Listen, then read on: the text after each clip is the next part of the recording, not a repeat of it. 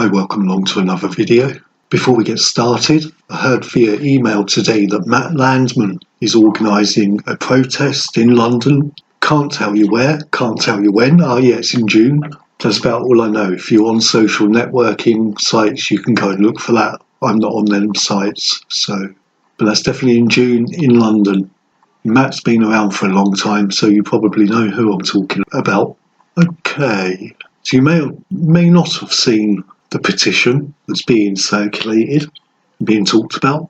If you're not in the UK, we have this fake democracy thing where the UK government and Parliament has a petition site. You can sign the petition and then the government do what they want to do anyway, regardless. But it gives the impression that people are, don't get me wrong, I signed it. Because the fact is, it is like a digital boot on the ground when you do this. No disrespect to Change or any of them other sort of petition websites, but this website is not those websites. It's the UK government and Parliament website. So it does send a message to politicians. If you want to give them the middle finger about something, you generally have the ability to. And it forces a discussion, but that does not mean you will get what you want, not at all. So 150,000 signatures make all forms of geoengineering affecting the environment illegal.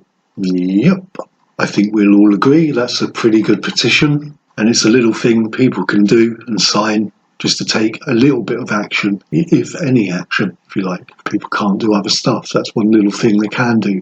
All you need is your email address. So you can see it's got 150,000 signatures.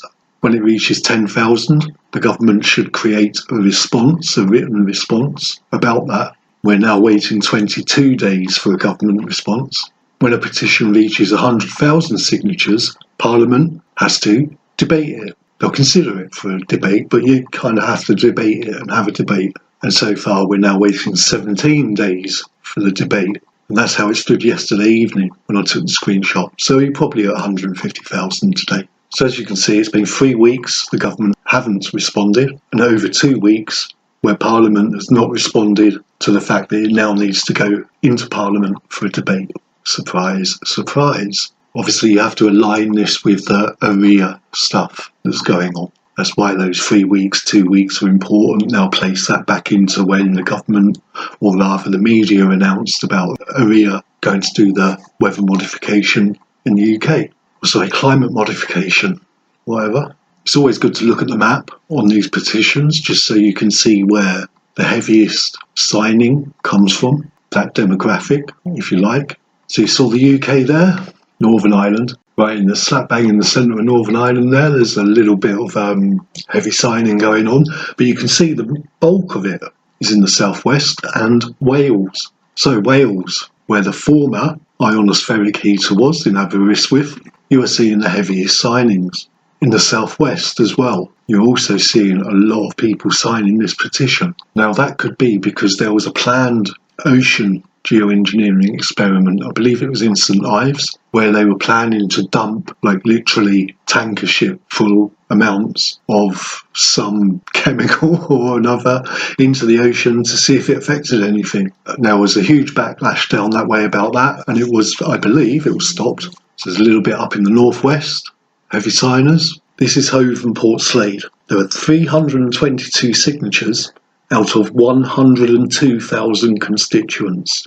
That gives you a signing rate of 0.3%. Why is that significant? The MP for that area is Peter Kyle, who is the Secretary of State for Science, Innovation and Technology, who oversee ARIA. No wonder there's no one signing from his constituency.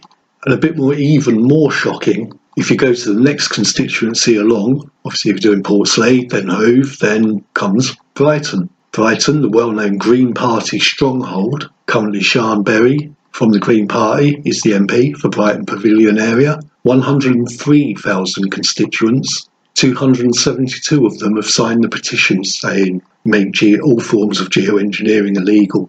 And the Green Party, they're against the deployment of geoengineering. So 103,000 constituents and only 272 of them can be bothered to either be informed about this or informed and willing to sign a petition. Like, get off your arse, people. What's wrong with you? You're supposed to be the environmental people. currently, you might as well be hanging out down one of the tents on the old Steen, and for how serious you really are. What a joke. So anyway, that's the ridiculous level of signing from the Green Party area. Should be ashamed of yourself, Brighton Pavilion area. Brighton's supposed to be the activist place, eh? Yeah, what comedy is that then? It's all a show. Glastonbury and Somerton was the dark red area in the southwest bit that we just showed. And you can see there they've had nearly 500 signatures from 92,000 constituents. So you could say, I mean, that's relatively high in regard to these sort of things. 500 signatures, but no, that's Liberal Democrat. So the Labour people, where the guy is actually overseeing ARIA and the geoengineering deployment, hardly any people signing against it to say they're against it. Some people need to grow a spine in Portslade and Hove, don't they? The Green Party place, ridiculous. Liberal Democrats, though, cheers. Well done, people. Thanks for speaking up. Thanks for showing your voice on that petition. Sorry the Brighton and Hove area is letting you down. Moving on, you may or may not know, during that COVID thing, there was Dr. John Campbell, who was speaking out and telling people about stuff. I thought I'd mention this 10 days ago, 7 days ago, so 1.5 weeks ago, a week ago. He's put 2 videos out, one about the Florida legislation, one about ARIA. But you can see there, 170,000 views, 160,000 views. So the word is getting out there, people. Don't ever think that that word ain't getting out there. And there are thousands of comments on those videos as well. Absolutely thousands of them. Predictably, you could say, or coincidentally, sorry is a better word, coincidentally, there's a risk of drought after the UK experienced the driest start to the year for decades. Water companies have been warned they may have to implement measures, including restrictions, in the months ahead. That was in the Independent on the 13th of May, a couple of days ago. They've got a Met Office graph in the story that shows you rainfall in England and Wales. 2024, twice as much as what we'd normally get. 2025 is hitting the same levels as the 1976 heatwave thing. So the focus there shouldn't be, do we need to implement drought in 2 months? The focus there should be, why is our infrastructure so poor that when we get twice as much rainfall as what we'd normally get ever, that we haven't got that in reservoirs, ground-based aquifers or wherever, that isn't there and it hasn't been soaked up into the ground and what have you. That should be the conversation, not about banning hose pipes because of drought, but where is all that water then? And why suddenly in 2025 do we not have the ability to process that? Get a couple of warm weeks and just, we need to, we're in borderline drought. Are you joking? You expect people to believe this? They must think the public is so stupid nowadays to think that you can have that and then have an outcome that's totally the opposite. Or there is something completely wrong and dysfunctional with the infrastructure of your countries, nation. It's one or the other. Can't have it both ways. The conference in South Africa, the Degrees Initiative Conference, has been on all week and it's come to an end today. There wasn't much going on the Friday, and we'll have a look at what was going on the Wednesday and Thursday in a second. There's not that much media coverage so far. That will all probably happen afterwards. E&E News by Politico published an article on the 14th of May. Rich nations reap most funding for geoengineering research. Less wealthy countries are among the most vulnerable to potential unintended side effects from climate interventions. See, clear, isn't it? Clear enough. Thank you, Chelsea Harvey, for that.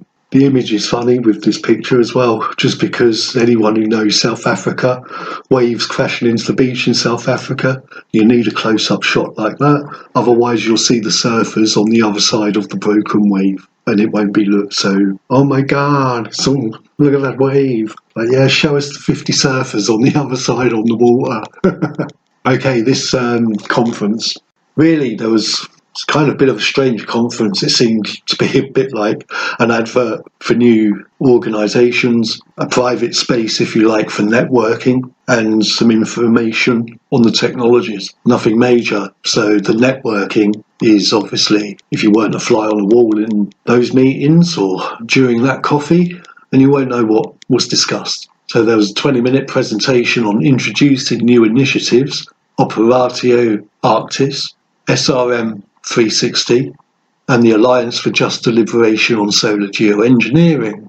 were introduced as new initiatives.